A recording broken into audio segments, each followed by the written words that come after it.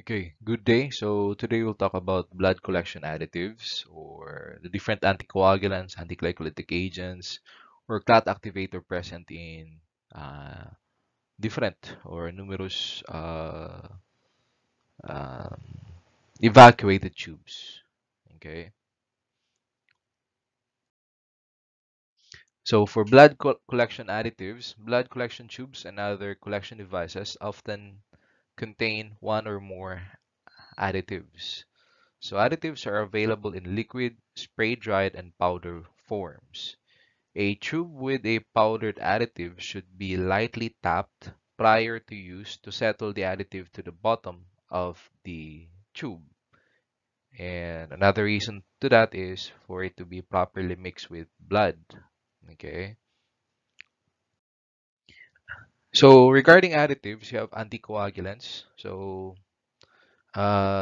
regarding anticoagulants, the purpose of anticoagulant is to prevent coagulation. And there are two ways or two methods of preventing coagulation. Okay, so first is by chelating or binding or removal or precipitating calcium so it's unavailable to the coagulation process. So you have two ways. No, the first method is binding or chelating or precipitating calcium. So, meaning you're removing calcium, okay, from your specimen, okay, by using anticoagulants like EDTA, sodium citrate, and potassium oxalate, okay. So, precipitating calcium, so it is unavailable to the coagulation process because calcium is an important substance in the coagulation process, okay. So by inhibiting the formation of thrombin, okay, that's the second, needed to convert uh, uh, fibrinogen to fibrin in the coagulation process. Another is the uh, inhibition, okay, of thrombin. Okay, so thrombin is a clotting factor. And the job of thrombin is to convert fibrinogen to fibrin. Okay, now to stop the formation of clot, heparin, the additive heparin, the anticoagulant heparin, the action of heparin is antithrombin or it inhibits thrombin, okay, or inhibits the formation of thrombin because thrombin is important in the conversion of fibrinogen to fibrin. So by inhibiting thrombin, then no clot formation. That's the effect of inhibition of thrombin. So that's the second method of preventing coagulation. So the first one is the removal of calcium, okay, from the specimen so that it's unavailable and the coagulation process cannot proceed. Okay. The second method is by inhibiting thrombin. Okay. Antithrombin. And that anticoagulant, it's your heparin, which is the natural anticoagulant in our blood. Okay. An anticoagulant specimens must be mixed immediately after collection to prevent microclot formation. So immediately after collection, you need to mix the sample, okay? Mix the sample, okay? So that the anticoagulant is properly mixed, okay, with the specimen to avoid clot formation. Okay, so for example, in hematology, if there is clot formation, so automatic your CBC results will be affected. Okay, so gentle mixing is essential to prevent hemolysis. Okay, gentle mixing is essential to prevent hemolysis. Okay, so that's for your anticoagulants. Okay, so it should not be excessive or you should not exert more or siya na, greater ba nga term nga force in order to mix the specimen. Okay, so it's gentle lang. Okay, so that's for anticoagulants. Okay, to avoid hemolysis, gentle mixing is essential. So next is EDTA. So the first anticoagulant that we're going to discuss is EDTA. So Edta or ethylene diamine tetraacetic acid. So there are two forms. You have powdered form, the K2 or dipotassium, and liquid, you have your tripotassium salt. Okay. The recommended um, um, type of EDTA, it's the powdered form or K2. It's because K2 cannot cause dilution. Okay, dilution of sample. Okay, so that's for EDTA. Okay, K2 and K3. So EDTA prevents coagulation by binding or chelating calcium. Okay, binding or chelating calcium. That's the action of EDTA. Okay, so it preserves cell morphology, shape, and structure and inhibits platelet aggregation better than any other anticoagulant. That's why for hematology, the best anticoagulant, it is EDTA. Okay, so because it's the anticoagulant that is effective in preserving the size, the shape, the structure of your RBC. Okay? And it inhibits the aggregation of platelets. So, for example, regarding platelet aggregation, if there's aggregation of platelet, then it can cause false decrease in your platelet count. Okay, so to avoid that one or to avoid platelet aggregation, that's why we use EDTA because it's effective in preventing platelet aggregation. Okay, Edta specimens must be mixed immediately after collection to prevent platelet clumping and microclot formation, which can affect test results negatively. So, for example, platelet or if the specimen was not mixed or EDTA specimens were not mixed immediately, then there's a possibility of platelet clumping or aggregation of platelets and the possibility of microclot formation. So to avoid that, you need to mix the specimen immediately after collection. Okay, so for proper mixing, for EDTA, it usually requires 8 to 10 inversions. Okay, 8 to 10 inversions for EDTA. Okay, so that's for EDTA. Next, you have citrates. So for citrates, it prevent coagulation by binding or chelating calcium. Same with EDTA.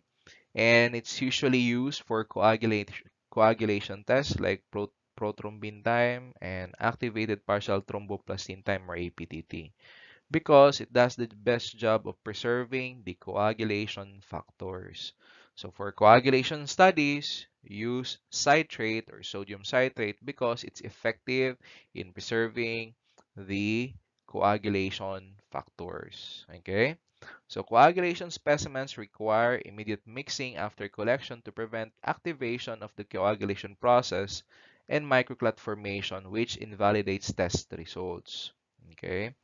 3 to 4 gentle inversions are required for adequate mixing, and light blue top tube contain a 9:1 ratio of blood to anticoagulant when filled to the stated volume and must be filled to within 90% of that volume for accurate coagulation results. Now, for citrates, if it is underfilled, it can cause artificially prolonged clotting times, and visibly underfilled tubes will not be accepted for testing by most laboratories because um, it can produce a false prolong or false increase in clotting time. Okay, that's for citrate.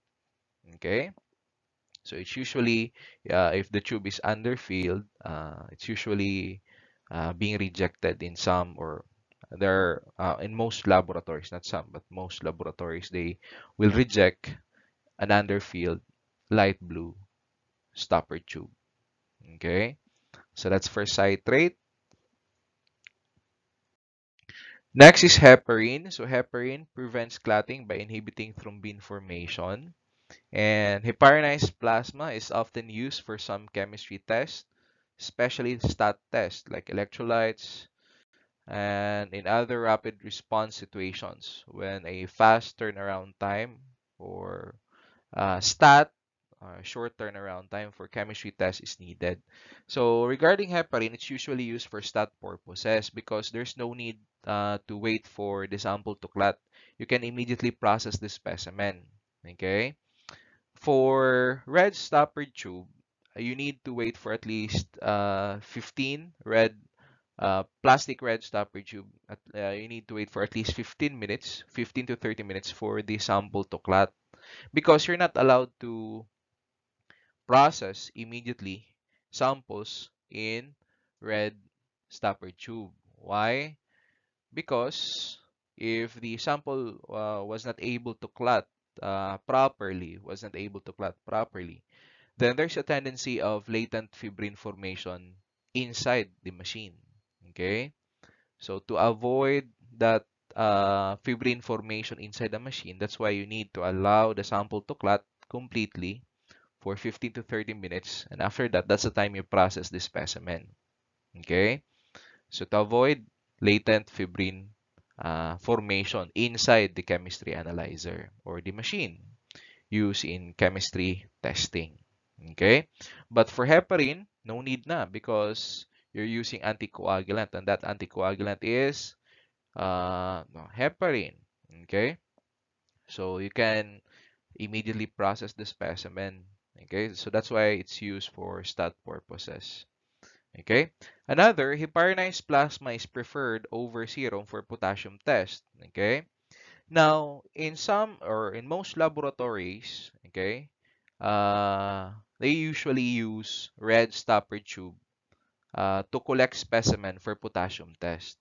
Okay, so why man red? Okay, let's go back to plasma and serum. What's the difference in terms of potassium determination?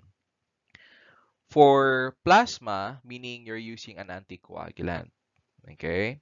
And once you use anticoagulant prevents coagulation, okay? Now, for serum diba is the liquid portion of clotted blood, so meaning there's coagulation. And during coagulation, there is the release of potassium from platelets. Okay?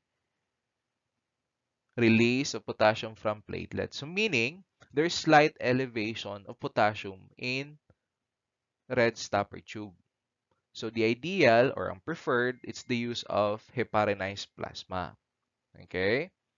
Now, regarding the use of red stopper tube in most of the laboratories, yes, most laboratories they use red stopper tube because that increase, okay, in potassium is slight lang ang increase, okay, small increase lang. So it's acceptable. So in most laboratories, that's why they use red stopper tube in the collection of potassium. But the ideal or preferred, it is heparinized plasma. Why? Because there's no slight increase or slight false elevation. Okay? But it's acceptable, ha? Red stopper tube is still acceptable for potassium determination. But if you want to have that accurate result of potassium, then use heparinized plasma. Okay? Lithium heparin, most commonly used because it causes less interferences. And lithium heparin not allowed in the collection of samples for lithium testing. Sodium heparin not for sodium measurement because of the effect of false increase. From 5 to 10 inversions, depending on the manufacturer, are required for proper mixing. Okay, so that's for heparin in terms of number of inversions. Next is you have oxalates. So oxalates prevent coagulation by precipitating calcium. And potassium oxalate is most commonly found in evacuated tubes and microcollection containers with gray stoppers. So oxalate specimens must be mixed immediately upon collection to prevent clot formation and fibrin generation. Okay. So regarding oxalates, it's usually present in gray stopper tube. Okay. In combination with sodium fluoride. So the anticoagulant is potassium oxalate and sodium fluoride is the antiglycolytic agent. So regarding the number of inversions for oxalates, it's 10 or 8 to 10 inversions, okay, for proper mixing. And remember, oxalates cause hemolysis or destruction of red blood cells. And that's why in the order of draw, you need to fill EDTA tube first before you need to fill EDTA tube before oxalate. Because if you fill oxalate tube first before EDTA, then there will be a carryover of oxalate from oxalate tube to EDTA, and that oxalate can cause problem or destruction to the red blood cells. It can cause problem with the morphology, okay, of your red blood cells. So that's why in the order of draw, oxalate is the last tube, okay. So that's for oxalates, okay? Next is special use anticoagulants. You have acid citrate dextrose. It's for immunohematology tests such as DNA testing and human leukocyte antigen phenotyping, which is used in paternity evaluation and to determine transplant compatibility. So for acid citrate prevents coagulation by binding calcium. Um, the same action with EDTA and citrate and oxalate. Then another, you have dextrose. So for dextrose, it acts as an RBC nutrient and preservative by maintaining RBC viability. Okay, so RBC dextrose. Regarding dextrose, it provides nutrient or energy to red blood cells. Okay, so regarding ACID, it's also used in uh, blood donation bags. Okay, there are blood donation bags that use acid citrate dextrose. Okay, so ACD tubes have yellow top, and for proper mixing, it requires 8 inversions. So immediately after collection, okay, to prevent clotting. Okay. Then next, you have citrate phosphate dextrose or CPD. So it's used in collecting units for blood transfusion or blood blood donation bags. Okay, it's present in your blood bags or blood donation bags. So citrate prevents clotting by chelating calcium, and phosphate stabilizes the pH, and dextrose provides cell with energy and helps keep them alive. Okay, that's for citrate, phosphate, dextrose. So citrate prevents clotting, phosphate that stabilizes pH, small p, then big H. Okay, so dextrose provides cells with energy. Okay, so it's the nutrient uh, uh, source or a source of energy. Okay, ang dextrose. Okay. Then next, you have sodium polyanitol sulfonate. So it prevents coagulation by binding calcium. Okay. And it's used for blood culture collection because, in addition to being an anticoagulant, it reduces the action of a protein called complement, which destroys bacteria. So, meaning it enhances the recovery, okay, or isolation of microorganisms or isolation of bacteria. Okay, so it prevents the action of complement. And remember, regarding complement, the goal of complement system is to cause lysis to pathogen. Okay, and it also slows down phagocytosis. Or I mean, say phagocytosis is the ingestion of bacteria by leukocytes. Okay, and it reduces the activity of certain antibiotics. That's why sodium polyanitol sulfonate is the appropriate anticoagulant for the collection of specimen for blood culture. Okay, because it enhances the recovery of microorganisms. So regarding proper mixing, to prevent clot formation, it requires 8 inversions. Okay, that's for SPS tube. Okay. Okay, so next you have the antiglycolytic agents. So for antiglycolytic agents, substance that prevent glycolysis or the breakdown or metabolism of glucose by blood cells. Now, Regarding antiglycolytic agent, the purpose of your antiglycolytic agent is to preserve glucose or to prevent the false decrease in glucose concentration. So, for example, if there's a possible delay in the processing of specimen for glucose measurement, then use an antiglycolytic agent. Okay? So if glycolysis is not prevented, the glucose concentration in the blood specimen decreases at the rate of 10 mg per dl per hour. So glycolysis occurs faster in newborns because their metabolism is increased, and in patients with leukemia because of high metabolic activity of WBCs. The most common antiglycolytic agent is sodium fluoride, and it preserves glucose for up to 3 days and also inhibits the growth of bacteria. Okay, so that's for antiglycolytic agent, sodium fluoride. So remember the expected decrease in the concentration of glucose if you'll not use sodium fluoride. It's 10 mg per dl per hour. Okay. Then next, you have clot activators. So a clot activator is a substance that enhances coagulation in tubes used to collect serum specimens. Now, the purpose of clot activator, to enhance coagulation. So if you're using silica as clot activator, the sample will clot 15 to 30 minutes after collection. Okay. For cellite, same with silica. Then thrombin, the specimen will clot 5 minutes after collection. Okay, that's for thrombin. So thrombin is orange stopper tube. Okay, so tubes containing clot activators require 5 gentle inversions for complete and rapid clotting to occur. Okay, so that's for your clot activators. Then next, you have Thixotropic Gel Separator. So the density of the gel is between that of the cells and the serum or plasma. This physical separation prevents the cell from continuing to metabolize substances such as glucose in the serum or plasma.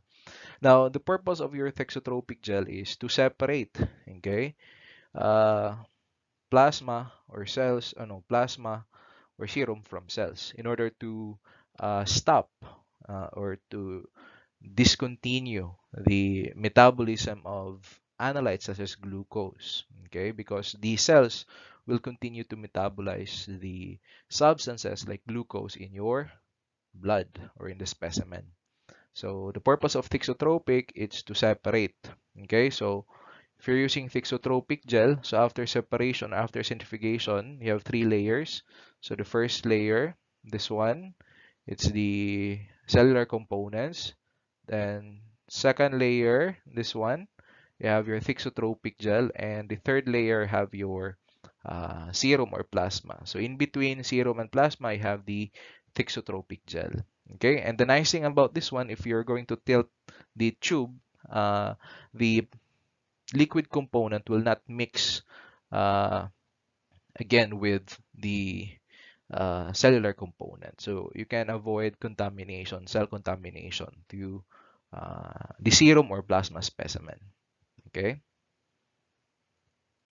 Next, you have trace element free tubes. So although stopper colors normally indicate a type of additive in a tube, royal blue stoppers indicate trace element free tubes. So these tubes are made of materials that are free of trace element contamination as possible because they are used for trace element tests, toxicology studies, and nutrient determination. And for trace element, trace lang siya, so small amount. So if there's small amount of contamination, it would greatly affect the concentration of your trace elements. Okay, so royal blue. Okay, that's for trace element. Okay. The next, order of draw. So for the order of draw, this is the filling tubes in the wrong order can lead to interference in testing from cross-contamination of the specimen by additive carryover, tissue thromboplastin, and or microorganisms. So the special sequence of tube collection or the order of draw is intended to minimize this problem. So the purpose of the order of draw is to minimize carryover of additives and also microorganisms. So carryover or cross-contamination is the transfer of additive from one tube to the next. Okay, so the purpose of order of draw is to avoid carryover, okay, or cross-contamination of additives. So regarding the order of draw, So this is the correct order of draw. So first you have your blood culture or sterile tube. So minimize chance of microbial contamination. That's why it's the first tube in the order of draw. Okay, to minimize microbial contamination. The next is coagulation tubes. So the first additive tube because all other additive tubes affect coagulation test. Okay, so it's the first additive tube. Okay, next to blood culture, it's because we want to avoid carryover of additives from one tube to light blue. That's why usually the collection of specimen for blood culture it's done separately.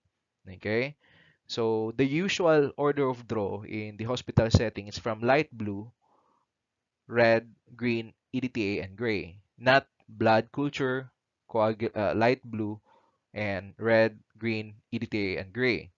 Because usually blood culture tubes, okay, is filled uh, or the collection of sample for blood culture is uh, performed separately, okay, to avoid also the contamination or cross-contamination of SPS to your light blue top, okay. So coagulation is the first additive tube because all other additive tubes affect coagulation test. Next to light blue, you have red and your SST or serum separator tube or your gold top tube. Okay, so filled after coagulation test because silica particles activate clotting. So after coagulation test, if there's a possibility of carryover to ano carryover of silicate into subsequent tubes can be overridden by anticoagulant in them. Okay, so after coagulation test, uh, regarding the carryover of silica from red to like green, so ma-counter to siya with the additive present in the anticoagulant tubes next to red. Okay. Then next you have green. So green affects coagulation test and interferes in collection of serum specimens. So that's why it's the third tube in the order of draw if we are going to remove or perform blood culture separately or the collection of specimen for blood culture separately. So next you have EDTA, so responsible for more carryover problems than any other additive. So it elevates sodium and potassium levels, okay, and it chelates and decreases calcium, okay, and iron levels, and it elevates PT and PTT results. So that's why it's after green, okay, after uh, green top tube. Then next, you have gray, okay, so it affects sodium and potassium levels, and regarding oxalates, oxalate damages cell membrane and causes abnormal RBC morphology. Okay, and it also interferes with enzyme reaction. And for enzyme, it's usually in for enzyme determination, it's usually performed in red stopper tube. That's why it's after the collection of red stopper tube because gray or your potassium oxalate affects sodium, potassium, these are chemistry tests, and also enzymes. Okay, so that's the reason why gray stopper tube is the last tube in the order of draw. Okay, so it affects chemistry test and also coagulation test and hematology because it affects RBC morphology. Okay, so that's the order of draw of the correct order of draw for evacuated tubes. So for microtainer, that's the uh, tube, okay, for use in the collection of blood or use in the collection of capillary blood. So it has a different order of filling microtainer tube. So next meeting or next video, we'll discuss the sequence, okay, of filling microtainer tubes. It's different from your uh, uh, evacuated tubes. So this one, it's the order of draw for evacuated tubes. Okay? So thank you. God bless.